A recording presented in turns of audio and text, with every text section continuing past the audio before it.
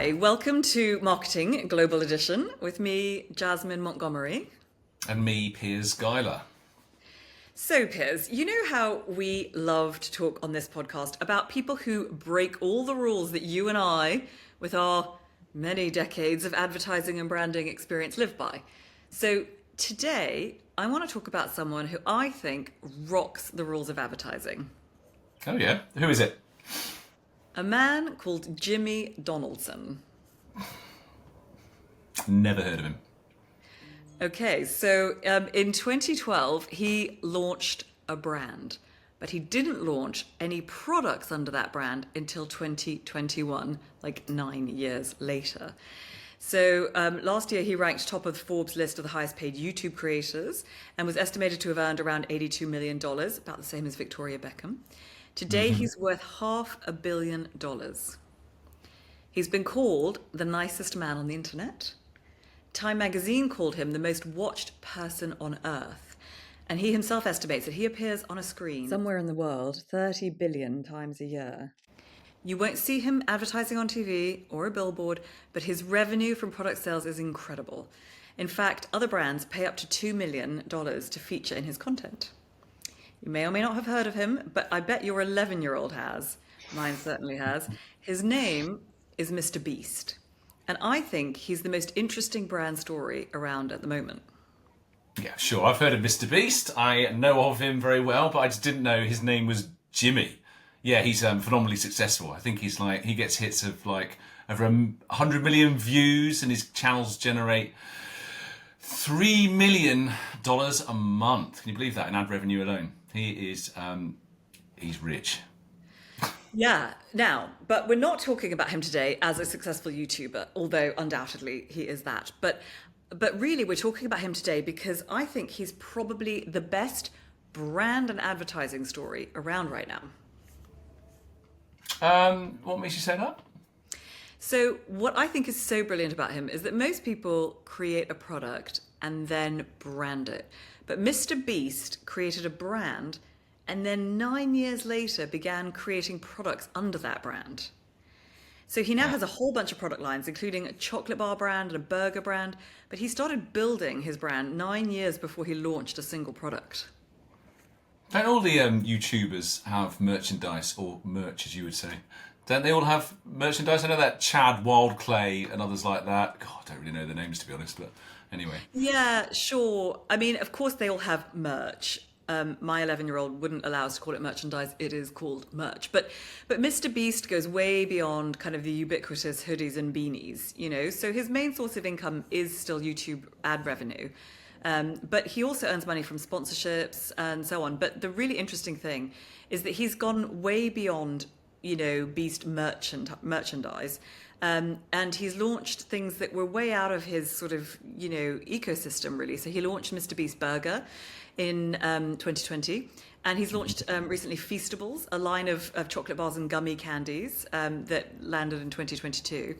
And he's just teamed up with the YouTubers and founders of Prime, Logan Paul and KSI, to create Lunchly, which is a sort of prepackaged little lunch snacks for kids. But it is called Lunchly, not Mr. Beast, in that opinion. Yeah, that's true. But it features Mr. Beast Feastables as well as Prime on its packaging. So when you see the pack, like what kids know they're getting at Lunchly is some Mr. Beast stuff and some Prime. And in all its communications, it's massively leveraging the equity in Mr. Beast brand. Okay, so he's in the news at the moment for two very different reasons. The launch of Lunchly, which you mentioned, to challenge the kids' snack brand Lunchables, which we all remember from a while ago with doing school, you know, lunch things. Not such a long time ago for some of us, Piers. Anyway, more importantly, he's also been hit by a 54-page lawsuit. Okay, and that's alleging that his latest production, and I'll read this out, systematically fostered a culture of misogyny and sexism. So I think the two stories out about him right now make him the perfect case study in a personality-driven brand because they exemplify the pros and the cons of creating, you know, a brand the way that Beast has done. Okay, well, look, before we get into all that, let's tell the story of Mr. Beast and why he's so successful. How did it all come about? Jasmine? Yeah, so Mr. Beast started his YouTube channel as a 13-year-old in 2012. So he was primarily posting kind of gaming videos and commentary. And for quite a few years, he struggled to gain any traction. But his big breakthrough came in 2017 with the most bizarre video. So I don't know if you remember the stunt that gave him his first kind of Yeah, I know all viral about it. moment. It was a video of him literally counting to 100,000, and it took him 40 hours of counting without stopping.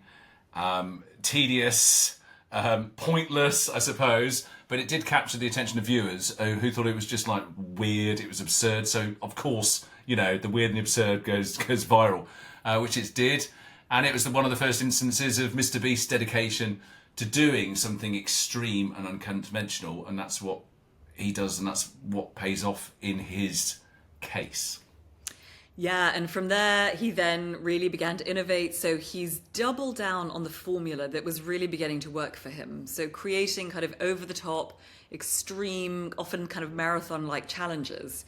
And some of his early stunts, that really increased his following included things like spending 24 hours in a doomsday bunker. He locked himself in a bunker underground for like 24 hours. Also, I think one that a lot of people know is the last to take their hand off $1 million keeps it. That was brilliant. Yeah, so all these participants were asked to keep their hand on a briefcase containing $1 million, and the last person to remove their hand would win the entire sum. So there's all this like suspense and kind of human interaction.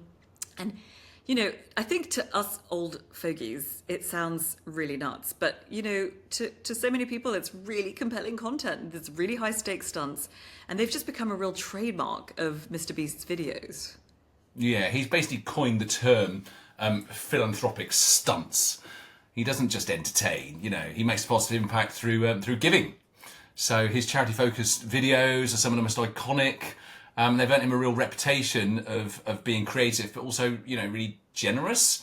Some of his examples is he gave $100,000 once to a homeless man, which, it's to see the emotional reaction of this homeless person receiving that, it's life-changing, and I think it really deeply resonated with viewers, and it really helped him cement his image of one of the first YouTubers to actually give back. It really is quite a different thing to do, actually. He's first to do that. He's always the first, isn't he? Another example was he tipped a delivery, I think it was a pizza delivery guy, $10,000 just to see the reaction. And everyone wants to see that reaction because you're not going to do it, I'm not going to do it, right? But wouldn't it be lovely to see that reaction? And then the other thing that he did, he gave away $1 million in 1 hour just by asking random strangers to do different challenges, and I think that willingness to distribute such a large amount of money in interesting, creative ways has just built his brand on who he is and what he does, but I think it's the reactions of people he's helped is really driving his agenda, which is lovely. Well, absolutely. I mean, it's fascinating, the reactions of people. I think another major part of his strategy has been, he keeps saying he's not rich. He keeps reinvesting almost all of his earnings back into his videos. So he just kind of snowballed in terms of, larger and more ambitious projects. And, he's now doing quite high production value stuff. And this sort of alongside this kind of philanthropic, as you said, stunts, the genuine desire to help people, supposedly, really set him apart in this kind of very crowded YouTube landscape. Yeah, it's the sheer audacity of his ideas, giving away tens of thousands of pounds or holding challenges where the last person wins $1 million or wins a car. It's all about really pushing the boundaries. But, he's pulling people in. Those spectacles are pulling people in. And it's becoming, this generosity is becoming a real defining feature of his brand. Yeah, so I mean, I think a lot of brands would probably sit there and go, but we do giveaways, but this is not something peripheral, right? So his giveaways aren't just sort of for show, they are the show. They are intrinsic to his appeal. So he's basically kind of reframed what a viral video can be. It's no longer just about kind of holding your attention. It's actually about impact. So he does a lot of really philanthropic stuff, and he's giving away millions of dollars kind of as core to his content. Listen, this is the killer point, right? As he's scaled up, so has his ambition. Do you know what he does? He reinvests all his money. He has a reinvestment strategy, so it just brings in every dollar he earns, he funnels back into his next video, which allows him to continually do bigger things and really, really raise the stakes. His production budgets now are running into the millions. So, you know, the effect of that is it's just getting more and more exciting to watch for the audience, and they feel that there's something much larger than just a YouTube video.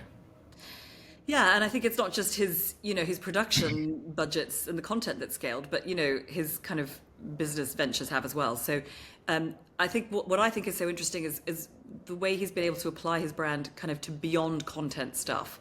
So as I mentioned at the beginning, Mr. Beast Burger launched in 2020. It's a virtual restaurant chain that operates entirely through delivery services using what's known as ghost kitchens, which is a really fascinating innovation. And he's kind of, he's leveraged his digital fame into a real world scalable business model. So without the overheads of a traditional brick and mortar restaurant.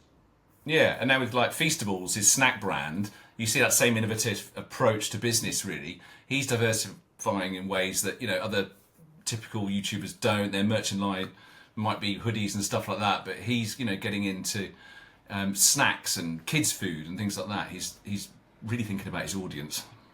Yeah, and I just feel like he could go into so many more spaces, like the kind of unlimited. And I think when companies or people have created a brand that really transcends a product, it's so magical. And I think that's what he's done. So, I gather there's talk of him maybe getting into games or apps. But, I could imagine my 11-year-old wanting to stay in a Beast hotel or go to a Beast theme park or, buy a Beast holiday or be driven in a Beast car, God forbid.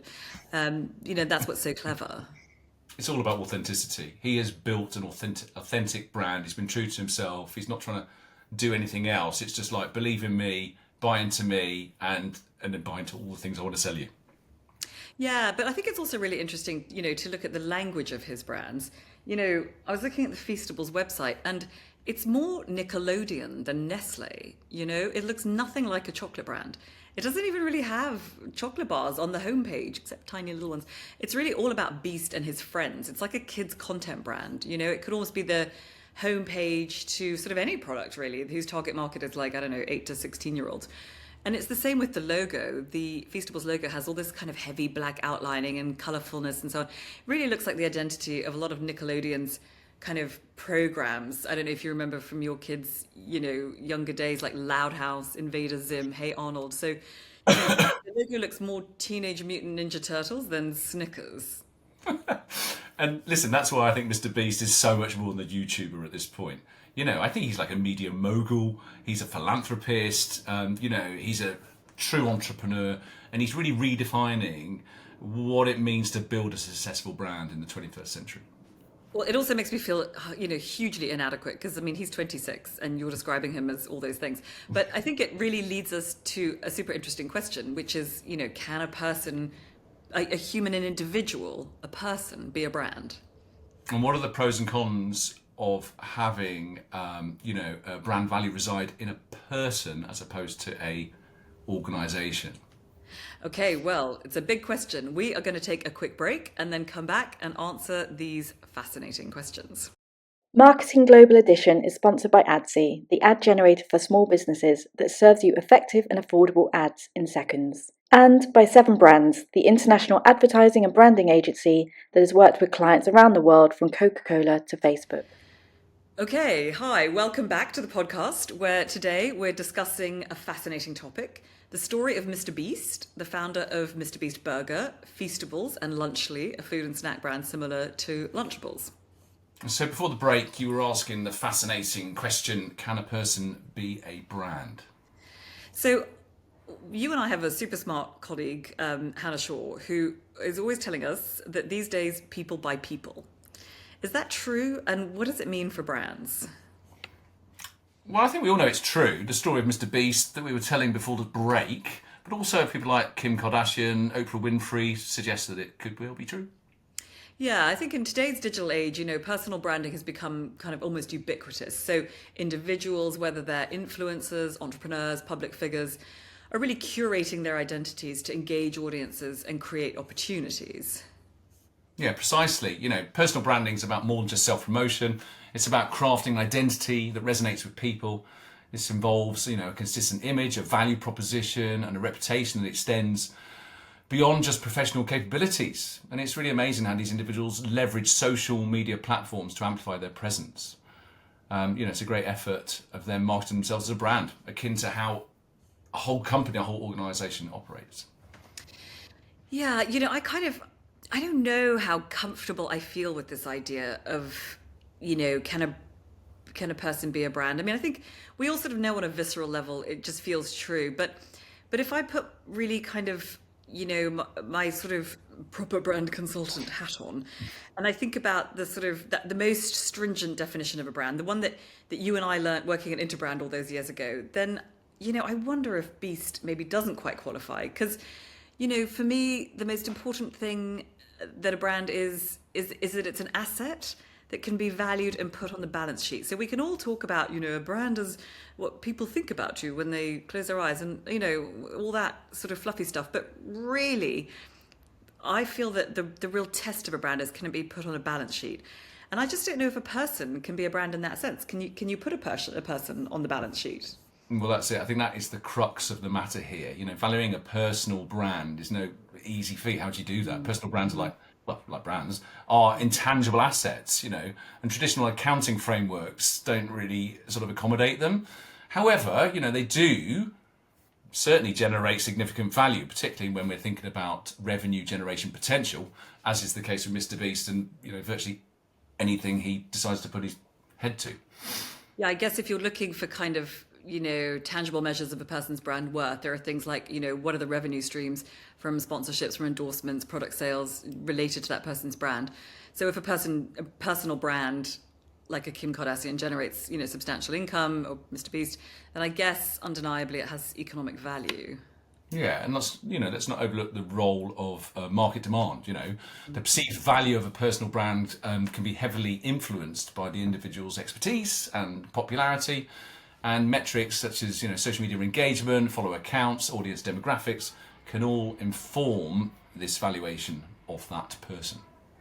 Yeah, that's a great point. So it's almost like, you know, evaluating goodwill in a corporate context. So personal brands, I guess, can embody a certain goodwill, you know, this reputation, the relationships formed, the ability to attract opportunities. Yeah.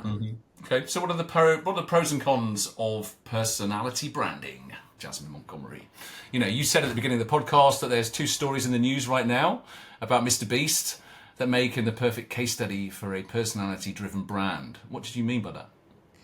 Well, so on the one hand, you know, the Lunchley deal shows the incredible brand stretch that Mr. Beast has. So, you know, it's not built just on the features of a particular product, but at a much higher level, at an emotional kind of personality level. So he can extend it to anything. And I think that, you know, is just shown by the fact that, you know, Logan Paul and KSI want him to, you know, they want to team up with his brand for Lunchley. But I think, you know, the pro is that you can stretch it to practically anything. But I guess the con is, you know, visible in the lawsuit, which really shows the threat to a personality-based brand. So when something happens to threaten the reputation of the person around whom the brand is built, you know, all bets are off, really. So would you do what Mr. Beast has done and build a brand around your personality? Definitely not. Mostly because my personality is nowhere near as lovable as Mr. Beast's. And, you know, when I set up 7 brands 15 years ago, it was suggested to me, possibly by you, I don't know, that I call it Montgomery Associates, and I declined. Well, you didn't trust yourself to get into, you know, reputational hot water. Well, you know, I'm no P. Diddy, thank goodness, but I just didn't want to be the focus of it all. It's so terrible, isn't it? He's so P. Diddy suddenly and shockingly in the news for all sorts of alleged horrors. Yeah, and it's just, you know, it's such a big risk to the brands he owns. So not just Bad Boy Records, but also 𝐭𝐚𝐲 Wines and Spirits, you know, Sean John, what's the name of it? The clothing brand, Sean John. Why can't I say that? He has, you know, the 𝐭𝐚𝐲 and Sean John, thank you. Sean John. John. They actually are related to his name because like his real name is John Coombs. There we go, I said it. He also has this hilarious brand 𝐂𝐭𝐡 water, which is a ridiculous name, but anyway. Then so the good thing for most of these brands like 𝐂𝐴quahydrate is they don't really have P Diddy's name in their brand, but actually if you know his real name, then the wines and so on do. So they're technically named after him, but only for the few who know. So of course, but I think so he's really facing huge controversies. And then of course, Mr. Beast has faced some controversies in his time. That's right. Some former employees have criticised Mr. Beast for his management style and working conditions. And some of Mr. Beast's sort of like extreme challenges of stunts have been pulled up for like safety concerns by the safety police. While Mr. Beast is like really, widely celebrated for his philanthropy, some critics have questioned the authenticity behind some of his charitable efforts. Some have argued that his donations are part of a strategy to gain views and grow his brand rather than purely altruistic moves. So, there's lots of debates about the nature of philanthropy in the influencer space now, whether it can be genuine, and if so, should it be a form of content creation? Yeah, I think it's really interesting that some of the videos that Mr. Beast has put out that have drawn kind of, the most trenchant criticism have been the ones, not the ones where he is, stuffing a Lamborghini into a shredder or like giving away a private island or millions of dollars. Has he done that? Yeah, he's a couple times he's given away an entire private island worth several $1 million. No, the Lamborghini and a shredder. That's what I was. Apparently, I believe he put a perfectly sound working Lamborghini into a shredder, which I'm sure upsets people like you very much. Yeah, and on the one, like you could imagine him garnering some flack for some of that stuff because it's kind of obscene wealth, But actually, those are not necessarily the videos that have got him the most flack. It's really interesting that sometimes when he's really seems to be kind of trying to do good, he's talking about, amputees in Cambodia or about, the struggles of the Hopi tribe in Arizona or the plight of orphans in South Africa. And actually, sometimes it's when he's doing that stuff or doing things for, I don't know, I think it was deaf people or blind people. And, actually he's trying to use his to get attention in a useful way. But some of those videos are the ones that get the most flack because people see it as profiting off of misfortune.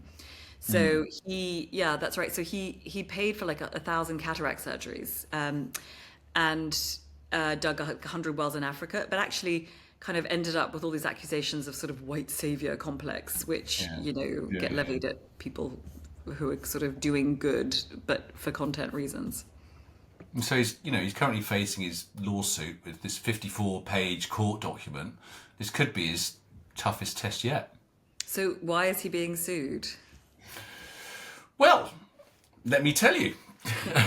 5 female contestants on upcoming Prime Video show Mr. Beast Games are all launching legal action against his company, production company, Mr. B2024, on Amazon in Los Angeles.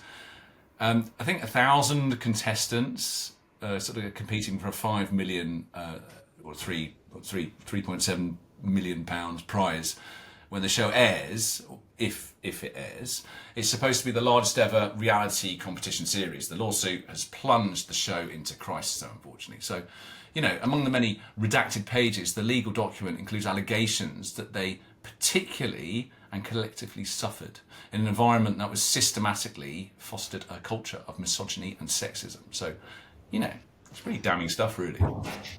I'm sorry about the background noises. My 11-year-old that I referred to earlier has just come home and walked through, so apologies for the noises. By the way, he's like the biggest expert on Beast. I mean, I didn't really have to research this. All I had to do was sit in the car and talk to an 11-year-old, and like he just gave me so much background info. It was really shocking. But yeah, going back to the what you were talking about the lawsuit. I mean, I think the real problem is when reputational damage in general, somebody gets caught doing something unfortunate. I think the real question is, does it cut to the quick of what your brand stands for? And, and sexism is kind of bad because his whole image is based on being one of the nicest guys on the internet. And I think when something undercuts the very single-minded thing that you really stand for, it's bad. So I think it could be bad for Beast, but he's so charming that I think if it's a jury trial, he might be fine. I'm not sure. I mean, Logan Paul had a massive backlash back in 2018. He uploaded a video to his 15 million subscribers of was really bad. It showed a body of a person who'd apparently taken their own life. And so obviously he removed it, and in less than 2 minutes, his apology was just simply saying, so sorry. But from 15 million, he's now got 23 million subscribers, and he's a like really popular sports drink, and up until August was the WWE United States champion. That's boxing, right? Yeah, he's had quite a few pay-per-view boxing bouts too, of which I have paid for one myself. I watched it with my children. God, Yeah, and I think another really recent example is 𝐻𝐿𝐺𝐽, who's known online as Dr. Disrespect. So he sent some messages to an individual minor in 2017. He's admitted to it. He said nothing illegal happened, no pictures were shared, no crimes were committed, and he went offline for 2 months after posting the statement. And then he did a big sort of comeback live stream, which attracted like 3 million viewers. Although there was quite a bit of flack. So I guess the point is that, YouTubers do tend to be forgiven quite quickly. Okay, well, now, it's hard to apologise if you are dead.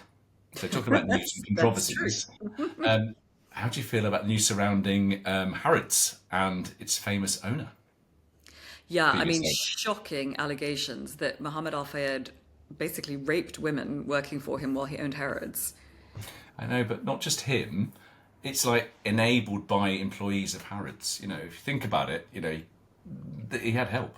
Sure, I mean, security, HR, like all sorts of people who seem to be part of that. I guess, from a human perspective, it's a shocking story. From a branding perspective, which is, I guess, where we come at this and where we can add something to the general sort of maelstrom of criticism that, is surrounding all of that.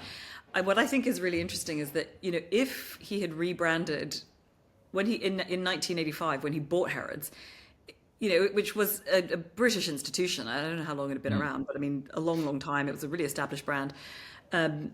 So I think, Harrods itself has the potential to survive, depending on how the story unpacks, of course. But, it predated him. He sold it at some point and subsequently died, and it's now in new hands.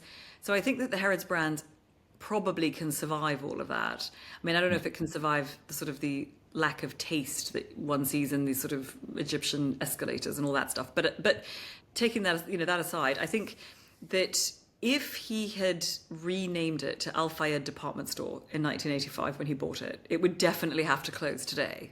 Yeah, definitely. Reputational damage is definitely a huge risk to a brand that's based on something as fallible as a single human being. I guess, another really interesting question is this. Is Mr. Beast's success replicable? Is it replicable? Yeah, I think that's a great question, Piers. I think that there are some other examples of other YouTubers who have grown huge audiences based on Beast's kind of concept of philanthropic stunts. So that they really modeled themselves on Beast. So you've got 𝐻𝐿𝐺𝐽 as India's most popular stunt philanthropist. And then there are loads of them in Nigeria. There's a whole crop of kind of content creators who are building fame on Mr. Beast style content. So there's a chap called 𝐂𝐭𝐚𝐲 who goes by the name of 𝐿𝐵𝐻𝐿𝐵 on the internet and has a following of over 1 million each on TikTok and Instagram. But for now, I think they, for me, are still in the category of YouTuber rather than international brand. They're not doing, burger brands and chocolate brands and all that kind of thing. Okay. Are there other examples of people as brands that you can think of? So not like celebrities to the face of the brand. I don't think George Clooney for Nespresso. No, with great pleasure, I will think about George Clooney. I'm still not over him being stolen from me by the incredibly gorgeous human rights lawyer. Steady on now, steady on. Now I'm talking about brands with a single individual right at the very core. Maybe like Victoria Beckham, as an example. Yeah, I mean, I think there's, again, one from kind of, so many of them seem to be around the whole kind of kids thing, but like there was this kid, Ryan, who was originally Ryan's toy review. And then he became a little too old. He kind of outgrew his own brand and he's now Ryan's World. But his estimated net worth is like $100 million. So I think he's now like a 12-year-old kid who releases new videos daily. And he's among YouTubers' sort of highest earners. And he's partnered with Walmart on a line of toys and done a lot of merch and so on. And has kind of partnered with Amazon and Nickelodeon. I've got another example. The Orange King. There's Trump, isn't there? There's Trump, there's golf courses, hotels, casinos, condos. Oh gosh, commercial real estate rentals and payments for licensing of the Trump name. Oh, yeah. I mean, Trump is so coated in Teflon that not only can he kill someone and not shake his base, but he can continually fail at businesses and not really have it dent his brand. So he has actually more failed businesses than active ones. I mean, the number of his businesses that were Trump something and then are defunct, like there was a modeling agency, there's a now defunct Trump University. He had Trump Ice was a bottled water brand. There were Trump steaks famously. So, which were being sold by Sharper Image and QVC, and they were removed from distribution after just 2 months. So, as is his wont, Trump kind of breaks all the rules. He even breaks the rules about how to break the rules. I mean, he's like, because I would have said about Beast and everybody else that, if you keep failing at this, eventually it will tarnish your brand. But unless you're Trump and you're just completely Teflon. So if you're a person looking to become a brand, what do you need to do? Well, I guess it's really all about personality and authenticity. I think, it's all about your story, your relatability, about making people feel that they know you and they love spending time with you. And spending money with you. Yeah, but not selling, like never selling. So Beast, really interestingly, he doesn't let people on his team be called things like production assistant. He insists on them being called friends. And, that's the magic of how he makes you feel. He makes you feel like you are friends. Oh, well, I hope our listeners feel like we've spent a bit of time with a couple of good old friends now. To be honest, they've probably turned us off by now. Right, well, anyway, if you're still there, it's been fun, loved spending time, and I hope you enjoyed this one. Yes, thanks for listening. See you same time, same place next week. For now, goodbye. And it's goodbye from me.